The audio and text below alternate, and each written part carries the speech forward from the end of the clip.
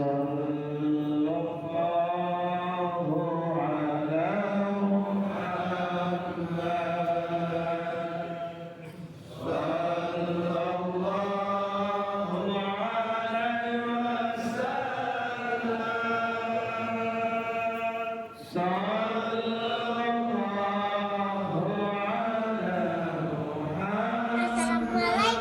Jangan lupa like, comment, and subscribe. Bye.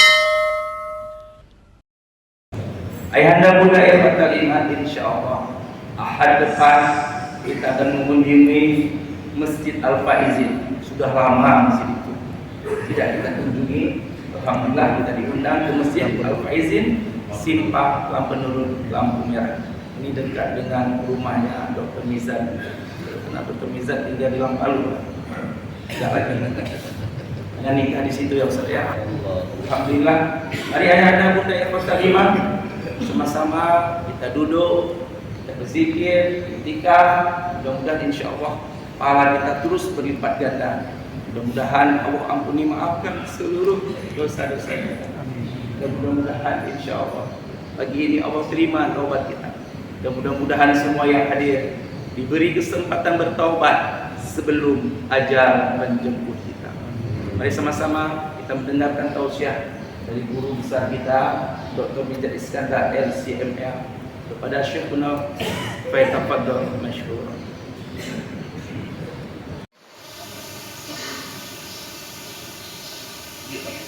Ya udah.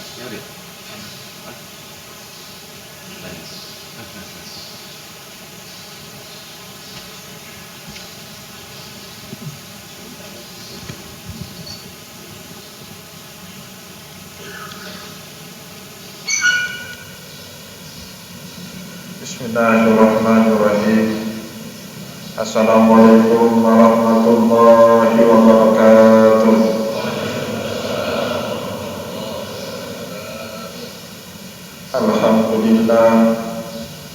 Alhamdulillahilladzi ja'ala ilma taharatan lin-nufus wa nuran lil-basair wa hadiyan ilal jannah.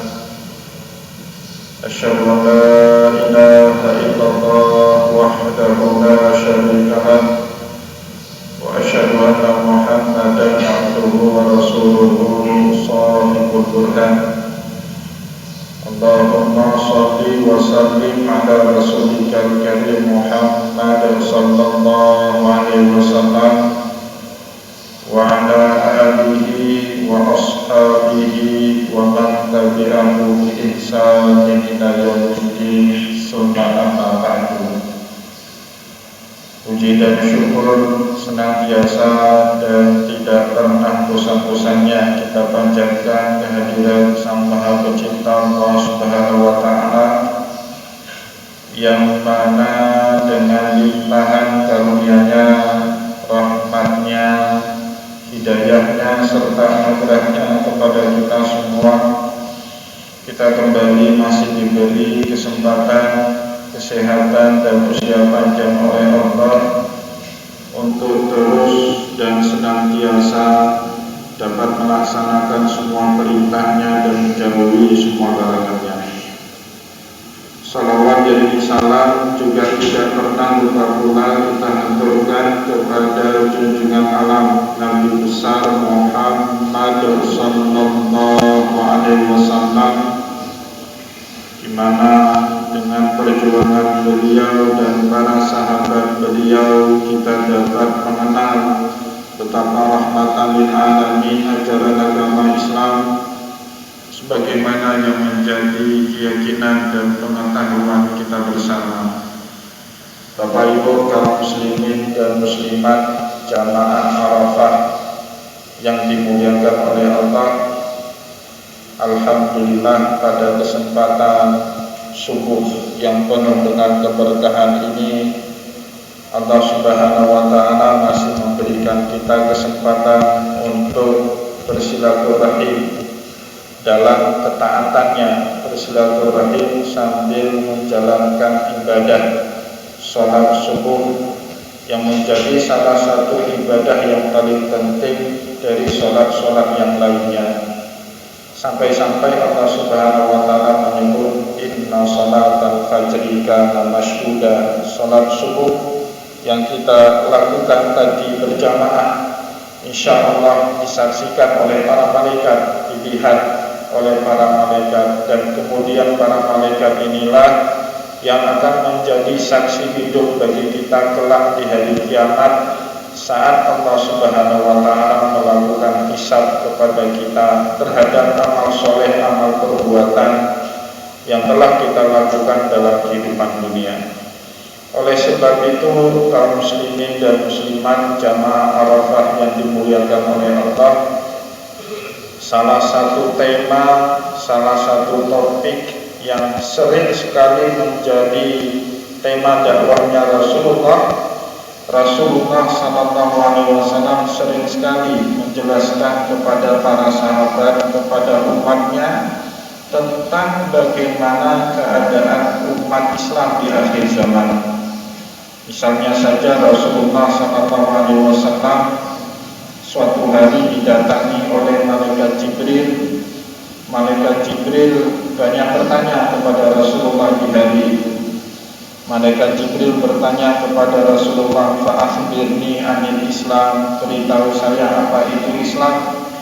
Dijawab sama Rasulullah dengan rukun Islam yang 5.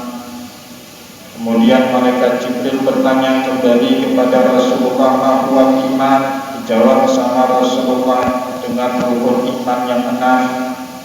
Malaikat Jibril bertanya kembali kepada Rasulullah Sallallahu Alaihi Wasallam, "Ma huwal ihsan?" Dijawab oleh Rasulullah, "Anta budallaha ka'annaka tarahu fa illam takun tarahu fa innahu yarak." Ihsan itu engkau menyembah Allah seolah-olah engkau melihat Allah. Jika engkau tidak melihat Allah, maka yakinlah Allah melihat kepadamu. Terus malaikat Jibril masih menyelipkan satu pertanyaan lagi. "Fa'akhbirni mata sa'ah." Beritahu saya kapan datangnya hari kiamat. Tentu pertanyaan ini tidak bisa dijawab sama Rasulullah, tapi Rasulullah menjawabnya dengan sangat elegan. Rasulullah tidak bilang, "Oh saya tidak tahu, oh ilmunya cuma diketahui sama Allah." Tapi jawaban Rasulullah sangat elegan. Rasulullah Sallallahu Alaihi Wasallam menjawab, "Man mas'ulu anha bi'a'lama minas sa'il." Tidaklah yang bertanya lebih paham dari yang ditanya. Sama-sama tidak tahu sebenarnya. Malaikat Jibril tidak tahu kapan datangnya hari kiamat, apalagi baginda Rasulullah Sallallahu Alaihi Wasallam. Maka dalam Al-Quran Allah menyebut hanya dirinya saja yang mengetahui kapan datangnya hari kiamat. Innallaha 'indahu 'ilmus sa'ah. Hanya Allah Subhanahu wa taala saja yang mengetahui datangnya hari kiamat. Tapi kemudian malaikat Jibril bertanya lagi kepada Rasulullah, "Fa'akhbirni an amaratiha." Beritahu saya tanda-tanda datangnya hari kiamat. Bapak Ibu yang dimuliakan oleh Allah, dari sekian tanda kiamat kecil yang diberitahu oleh Rasulullah dulu, hampir semuanya sudah terjadi di zaman kita sekarang. Salah satu yang menjadi jawaban Rasulullah pada saat itu, "Wa antara al-kufatal anata bi'a asyai yatatawwaduna fi dunya." Kelak kamu akan melihat di akhir zaman itu manusia berlomba-lomba membangun gedung pencakar langit.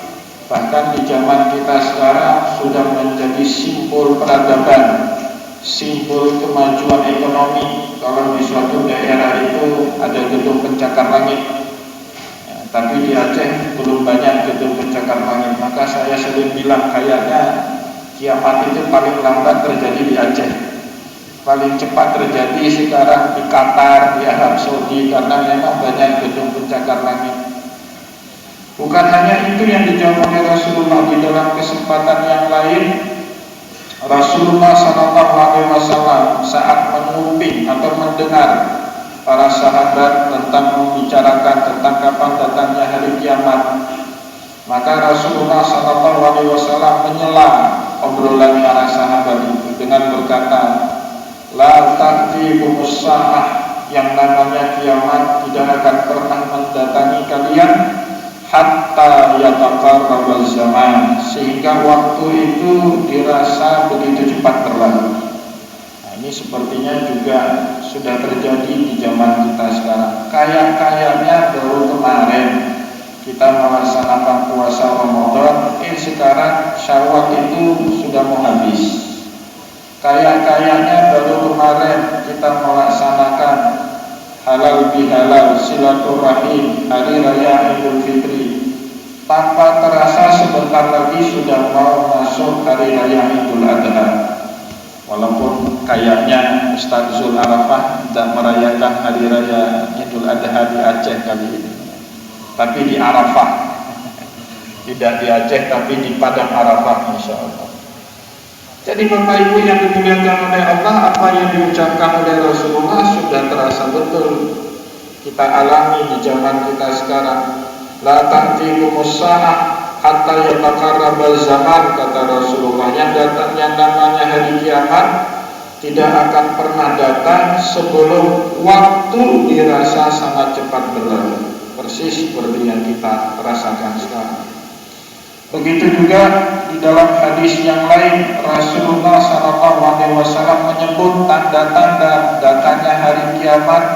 Wa yuqallu rijal, yang namanya laki-laki makin sedikit. Wa yukassirun nisa, perempuan makin banyak. Tapi alhamdulillah subuh ini lebih banyak jamaah laki-laki dari jamaah perempuan. Tanda hari kiamat masih jauh dari kita.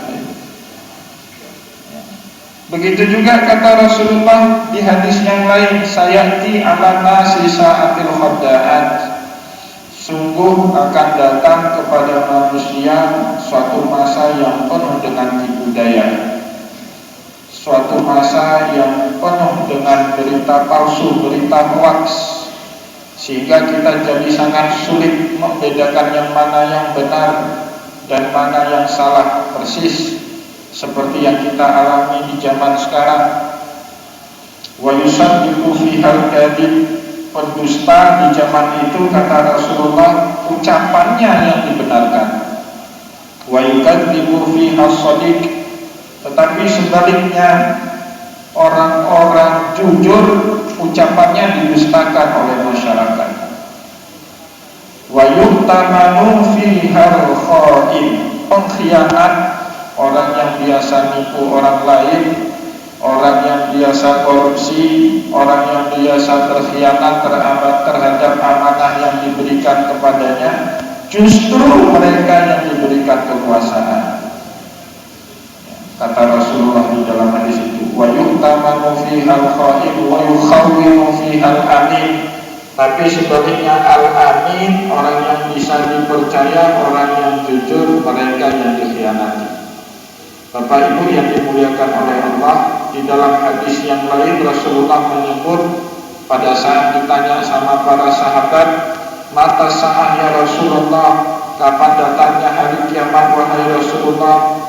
Nabi Muhammad SAW menjawab, idza du'iyatil amanah, jika amanah itu disia-siakan. Sahabat bertanya kembali kepada Rasulullah, wa kaifa idha'atuha, bagaimana amanah itu disia-siakan wahai Rasulullah?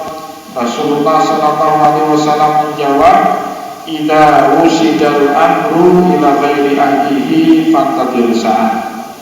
Jika satu urusan publik diberikan kepada yang bukan ahlinya, maka tunggulah datangnya hari kiamat. Dulu setahu saya Bapak Ibu kaum muslimin dan muslimat yang dimuliakan oleh Allah, di era akhir 80-an, awal 90-an, bahkan awal 2000, pemimpin yang memimpin kita itu kita ketahui jelas latar belakang pendidikannya, latar belakang keluarganya, track record dia dalam memimpin masyarakat, kita ketahui jelas itu, bukan orang-orang sembarangan. Aceh bahkan Bapak Ibu dengan anggaran yang seret, tapi bisa survive karena dipimpin oleh orang-orang hebat. Dulu ada generasi Bapak Ibu gubernur Aceh itu guru besar semua, profesor semua. Ada Profesor Majid Ibrahim, ada Profesor Ibrahim Hasan. Anggarannya seret, pas-pasan, tapi jalan laba-laba yang membuka yang membuka akses pantai barat selatan menuju Banda Aceh bisa dibuat, bisa dikerjakan di masa mereka memimpin Provinsi Aceh. Dananya seret, tidak ada dulu yang namanya Otsus. Di masa Prof. Ibrahim Hasan memimpin, di masa Prof. Samsudin Mahmud memimpin, tidak ada itu yang namanya Otsus. Tidak ada itu yang namanya dana triliunan, dana daerah sampai triliunan, tidak ada itu. Tapi jadi barang semua. Kenapa? Di tangan orang yang tepat. Tapi sekarang Aceh yang dipimpin entah orang dari siapa. Kita pun tidak kenal bagaimana track record pendidikannya, bagaimana keluarganya, bagaimana pengalaman dia memimpin umat. Kita tidak pernah tahu. Tiba-tiba celep naik jadi pemimpin. Dana Otsus yang jumlahnya triliunan ya, cuma jadi bangunan mangkrak di atas gunung. Saya pernah Ustaz Zularafa suatu hari pergi ke Terangon. Dalam perjalanan dari Gayo Luwes ke Abdian, motong gunung itu dari arah Terangon. Kaget sekali saya, di atas gunung Terangon itu, di atas hutan, ada pasar. Bangunannya ngabisin 7 miliar rupiah. Siapa punya kerja itu? Bangun pasar di atas hutan itu siapa punya kerja itu? Itu menunjukkan tidak adanya ilmu kita, menunjukkan tidak matangnya perencanaan, atau memang sengaja hanya untuk menghabiskan anggaran. Maka kata Rasulullah, wajarlah pada saat ditanya oleh sahabat, mata sa'ah, kapan datangnya hari kiamat? Jawaban Rasulullah, idza du'iyatil amanah, jika amanah disia-siakan. Para sahabat masih bingung itu dengan jawaban Rasul. Maka bertanya kembali para sahabat itu, wa kaifa idha'atuha, bagaimana amanah itu disia-siakan? Kata Rasulullah, idza wusidal amru ila ghairi ahlihi faqad rusak. Jika satu urusan diberikan kepada yang bukan ahlinya, maka pada saat itu tunggulah ada yang namanya pasar di tengah hutan. Ada yang namanya jalan baru dibangun besok sudah rusak. Di Aceh Tengah itu miris sekali Bapak Ibu. Ada rumah sakit umum di Aceh Tengah di Takemon, baru selesai dibangun tahun 2020, tapi bangunannya roboh satu. Belum 4 tahun itu roboh. Nah, Pimpronya sudah masuk penjara semua. Nah, itu sebabnya. Maka kata Rasulullah di dalam hadis yang lain, wa yatakallamu fiha ruwaybitah, ciri-ciri tandanya umat akhir zaman itu kata Rasulullah muncul kelompok ruwaybitah. Wa yatakallamu fiha ruwaybitah. Ruwaybitah ini muncul di hadapan publik. Dia yang banyak bicara, ya, dia yang banyak tampil, bukan orang-orang pintar. Maka para sahabat, karena ruwaybitah itu istilah baru yang dibuat oleh baginda Rasulullah, belum ada dalam kosakata Arab pada saat itu, bertanya kepada Rasulullah, "Man ruwaybitah ya Rasulullah?" Siapa yang Anda maksud dengan ruwaybitah itu wahai Rasulullah? Rasulullah menjawab, "Rajulun takfah yatakallamu fil amril amah." Orang bodoh tapi ngurusi masalah orang banyak. Orang yang gak punya latar pendidikan, orang yang gak kita kenali keluarganya siapa, bagaimana pengalaman dia memimpin, tiba-tiba saja dia terpilih untuk memimpin umat, dia terpilih untuk menjadi pemimpin masyarakat. Nah, ini ciri-cirinya, tanda-tandanya umat akhir zaman. Bapak Ibu kaum muslimin dan muslimat yang dimuliakan oleh Allah. Kemudian apakah semua tanda-tanda negatif ini meniscayakan bagi kita semua untuk pesimis? Ternyata tidak. Rasulullah SAW melarang kita untuk bersikap pesimis menghadapi berbagai macam tanda negatif di akhir zaman kelak. Bahkan kalau kita baca Al-Quran, Allah Subhanahu wa Ta'ala mengidentikan pesimis itu dengan sifat kekafiran. Kata Allah dalam Al-Quran, pada saat Allah menceritakan tentang Nabiullah Yakub yang kehilangan putra kesayangannya Yusuf, Nabiullah Yakub kemudian berpesan kepada anak-anaknya yang lain, kepada saudara-saudaranya, saudara-saudara Yusuf, meskipun dia tahu yang buat kerjaan yang menyebabkan Yusuf menghilang itu saudara-saudaranya ini termakan api cemburu. Tapi tetap Nabiullah Yakub berpesan kepada mereka, wala tai'asu min rauhillah innahu la yai'asu min rauhillah illal qaumul kafirun. Jangan pernah berputus asa dari rahmat Allah, karena mereka yang mudah berputus asa dari rahmat Allah hanya orang-orang kafir. Maka Bapak Ibu kaum muslimin dan muslimat yang dimuliakan oleh Allah, meskipun keadaan zaman sangat tidak mendukung, sangat tidak support bagi kita yang selalu ingin perbaikan, tetapi kita dilarang untuk berputus asa oleh Allah Subhanahu wa taala. Sebaliknya, baginda Rasulullah SAW di dalam hadis sahih menyebut beruntung bagi kalian yang dianggap tidak populer, yang dianggap aneh, yang dianggap unik, jika kalian masih hidup nanti di akhir zaman kelak. Kata Rasulullah SAW dalam sebuah hadis, bada'al islamu ghariban fasayaudu ghariban. Islam itu dulu pada awal mula sekali didakwahkan oleh Rasulullah dianggap aneh, dianggap tidak populer oleh masyarakat Quraisy. Bahkan sering Nabi Muhammad itu dianggap setengah gila, orang gak benar. Bapak Ibu kaum muslimin dan muslimat yang dimuliakan oleh Allah, bagaimana Rasulullah tidak dianggap gila? Orang Arab, terutama orang Quraisy, sudah terbiasa menyembah banyak Tuhan, banyak berhala. Tiba-tiba saja di waktu yang sesaat Rasulullah SAW menyampaikan kepada mereka, Tuhan itu tidak banyak, Tuhan itu esa satu. Ini gak masuk dalam logikanya orang Arab. Bagi orang Arab, Muhammad, permasalahan hidup kita manusia ini banyak apa enggak? Ya, Rasulullah jawab banyak. Ada orang yang masalahnya kelaparan, ada orang yang masalahnya tidak harmonis dalam rumah tangga, ada orang masalahnya kurang bisa berhubungan baik dengan sesama, ada orang tidak ada masalah itu tetapi masalah kesehatan, ada orang bukan tidak ada masalah dalam kesehatannya, baik-baik saja, tetapi dia bermasalah saat mencari rezeki, mencari nafkah. Jadi masalah manusia ini banyak. Maka Tuhan yang kita sembah pun mestinya harusnya banyak, tidak satu.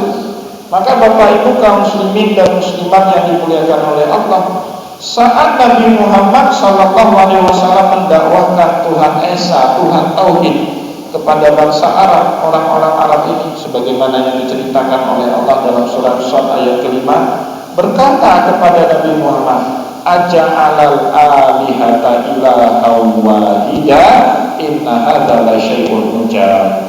Muhammad, apakah kamu mau menghimpun Tuhan kami yang banyak menjadi satu, padahal problem masalah manusia banyak dan satu?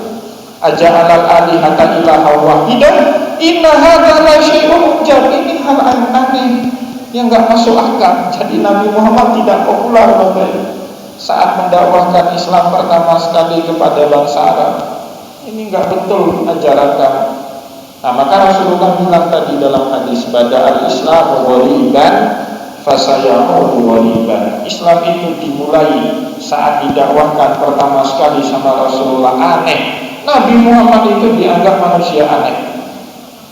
Juga termasuk saat Rasulullah SAW mengatakan semua manusia itu egalitarian, sama semuanya di hadapan Allah, tidak ada beda antara satu orang dengan orang yang lain. Kata Rasulullah dalam hadis, an-nasu sawasiyatun ka'asnanil musht la farqa bainal arabi wal a'jami. Manusia itu sama semuanya derajatnya di hadapan Allah, seperti samanya gigi sisir yang kita miliki. La farqa bainal arabi wal a'jami. Tidak ada beda antara orang Arab dengan orang Arab. Padahal orang Arab Bapak Ibu sudah biasa ada kasta, ada orang merdeka, ada hamba sayang.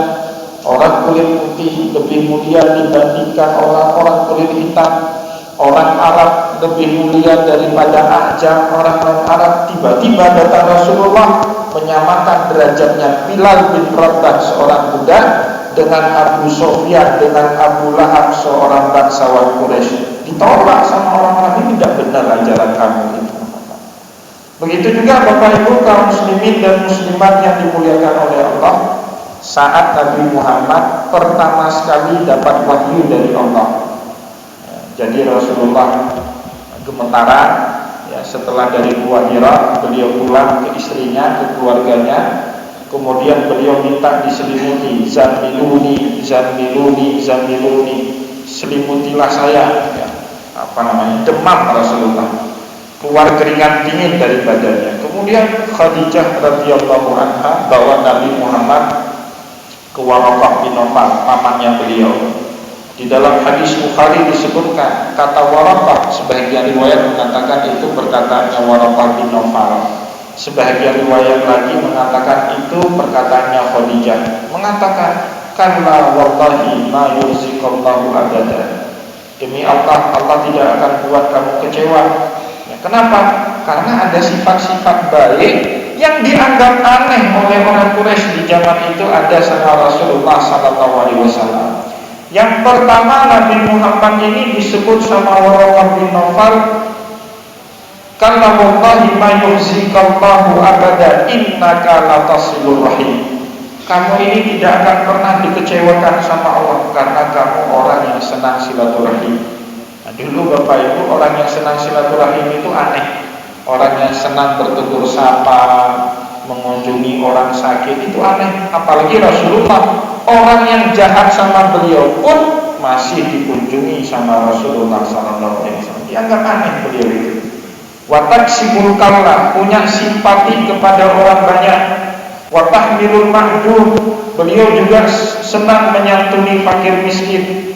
Wa yusaddiqul hadis, orang yang omongannya bisa dipercaya. Wa tukribud duyuf, orang yang senang memuliakan tamu. Itu sifat-sifat aneh. Dulu itu Rasulullah benar-benar dianggap asing, benar-benar dianggap tidak populer. Wa tu'inu ala nawahibil haq, dan Rasulullah itu senang sekali memberitahu jalan kebenaran kepada orang lain. Dulu nafsi-nafsi orang itu sendiri-sendiri. Kamu mau miskin-miskinlah kamu. Ya, nggak ada rasa empati sama sekali. Tapi sifat itu tidak ada sama Rasulullah. Maka pada saat Rasulullah mendakwakan ajaran Islam yang harus menyambung silaturahim, mengajarkan ajaran Islam yang senang berempati kepada orang lain, mengajarkan ajaran Islam yang senang menyantuni orang yang tidak mampu, memuliakan tamu, senang memberikan petunjuk kepada orang lain. Nabi Muhammad dianggap orang aneh. Maka Rasulullah SAW mengutarakan kembali pengalamannya beliau kepada para sahabat. Bada'al Islamu ghariban fasayaudu ghariban. Islam ini awal sekali saya dakwahkan dulu, saya dianggap aneh, saya dianggap tidak populer oleh masyarakat banyak. Wasayaudu ghariban, dan insya Allah kelak di akhir zaman kembali akan dianggap aneh. Bapak Ibu kaum muslimin dan muslimat yang dimuliakan oleh Allah, mau tidak mau, percaya atau tidak percaya, senang atau tidak senang, kita yang konsisten dengan agama Islam sekarang dianggap aneh. Kemarin waktu pilpres, waktu pemilu, waktu pileg, ada sahabat kita juga, ustadz juga beliau. Ya, beliau mencoba mencalonkan diri karena dipegrok Bapak Ibu di jamaah. Jadi jamaah yang nipu ustadz sekarang. Kalau dulu ustadz nipu jamaah, kalau sekarang dipegrok. Ustadz itu juga, insya Allah programnya jamaah pilih gitu, dulunya. Ya, ternyata Bapak Ibu yang ngomong seperti ini ketemu dengan tokoh lain, dia bilang yang gitu juga, sama juga Pak. Kemana-mana dia nipu orang. Pak naik Pak, insya Allah Bapak terpilih, saya siap mendukung Pak. Kemarin sama Ustadz itu gitu juga dia ngomong, sama orang lain gitu juga dia ngomong. Kau kepegrok Ustadz ya? Yang anehnya lagi Bapak Ibu, jamaah beliau ini yang ngomong seperti itu di hari H, saat beliau mau ke tempat pencoblosan suara, beliau kebetulan naik mobil. Lihat, ternyata tim sesnya sendiri yang bagi-bagi, yang bagi duit atau nerima duit dari orang lain. Nah, maka jangan heran kalau ada cerita Pak Salam, ya, tim sesnya 300, suara cuma 100.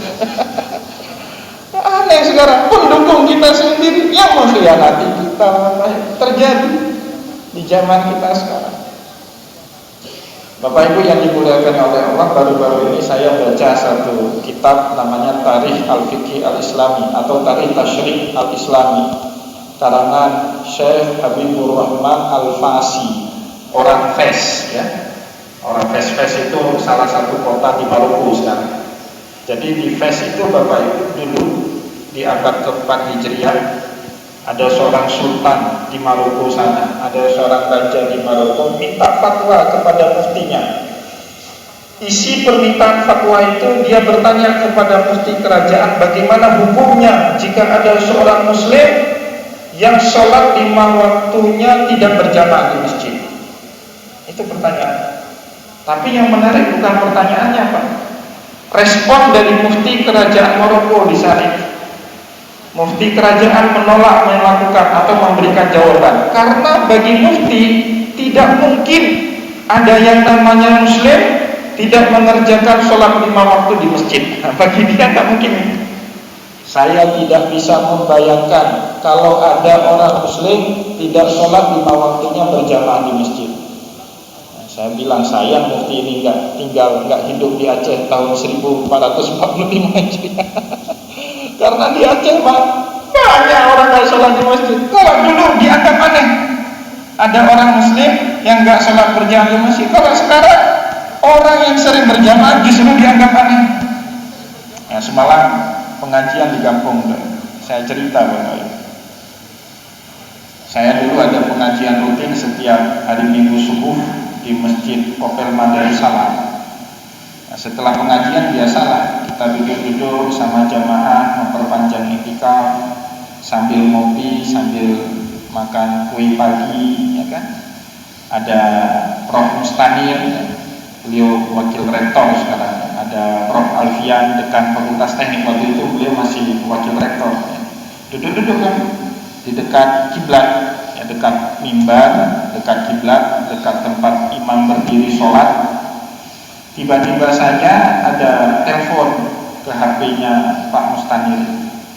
Telepon, ternyata yang nelpon beliau tukang, ya. Tukang yang sedang memperbaiki toilet dan tempat duduk masjid. Tukang itu bertanya kemudian, mohon maaf Pak, saya perlu Bapak. Oh ya, saya ada di masjid. Buat apa? Mau ambil upah. Ini alhamdulillah pekerjaannya sudah selesai, mau ambil upah. Bapak di mana? Oh, saya di masjid. Kata tukang ini, saya juga di masjid Pak. Bapak di mananya? Saya di arah kiblat masjid. Pergi aja, masuk aja. Saya di arah kiblat masjid. Nah, tukang ini tanya kembali, arah kiblat masjid itu di mana Pak ya? Iya, 1 bulan kerja di masjid, tapi arah kiblat masjid dia nggak tahu di mana. Maka wajarlah kata Rasulullah Sallallahu Alaihi Wasallam, bada'al Islamu ghariban fasayaudu ghariban. Islam itu dulu saat pertama sekali didakwahkan oleh Rasulullah aneh, dan di akhir zaman juga orang akan menganggap Islam itu sebagai agama yang aneh. Tapi jangan khawatir kata Rasulullah, fatuba lil ghuraba, beruntunglah bagi kita yang dianggap aneh ya di akhir zaman kelak. Apa definisi yang disebut oleh Rasulullah? Alladzina yuslihuna an-nasa idza fasada. Orang yang senang melakukan berbagai macam perbaikan kepada manusia saat keadaan begitu rusak di tengah akhir zaman kelak. Maka Bapak Ibu kaum muslimin yang dimuliakan oleh Allah, kita berkumpul pada kesempatan subuh ini untuk memberikan efek kejut ya, kepada masyarakat yang belum bisa bangun sholat subuh berjamaah. Ini kan efek kejut ya, gerakan seperti ini. Nanti ada lagi gerakan majelis zikir, itu sebagai efek kejut.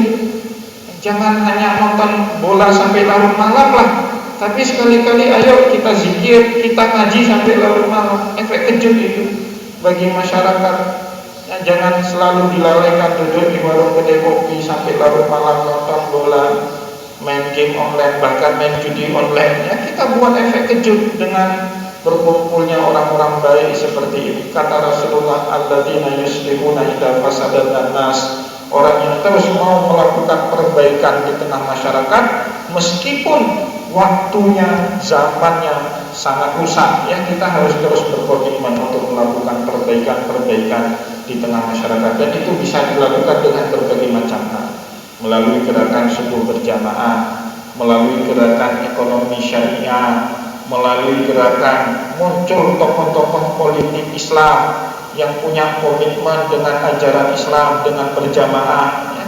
Sekarang kita senang ini mau pilkada, sebentar lagi sudah banyak muncul ahli-ahli jamaah yang mau mencalonkan diri sebagai calon wali kota, calon wakil wali kota. Ya, alhamdulillah, mari kita dukung bersama Bapak Ibu. Yang harus kita dukung, jangan yang kita dukung itu orang yang tidak pernah berjamaah. Kita dukung orang yang menghidupkan jamaah, orang yang senang melakukan perbaikan di tengah masyarakat.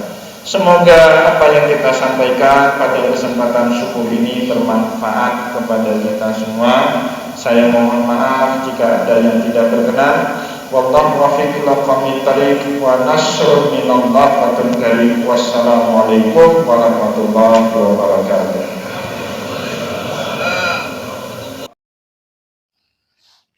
Terima kasih.